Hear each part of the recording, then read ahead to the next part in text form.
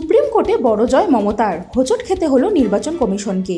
আজ মমতাদি পুরো 100-100, 100 কি 100-200, 200 কি 100-500।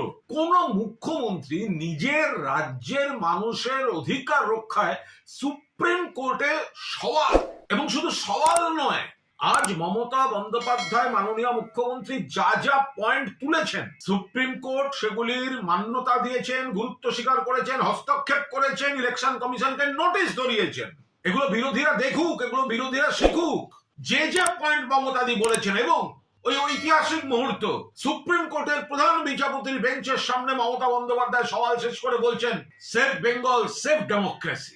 ইতিহাস। যে কটা পয়েন্ট আজ কি করেছেন supreme court, notice issue, logical ডিসক্রিমিনেন্সির নামে এইভাবে হ্যারাস করা যাবে না, একজন বৈধ ভোটারকেও বাদ দেওয়া যাবে না।